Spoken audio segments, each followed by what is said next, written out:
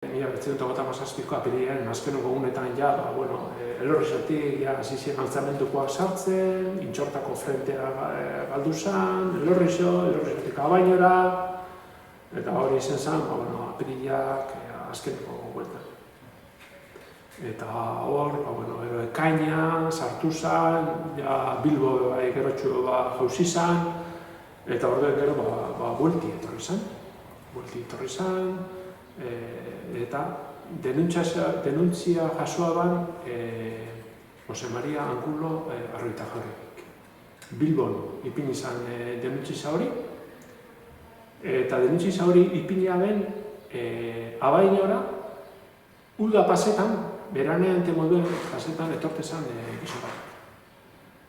Eta, epaitegi militar batek,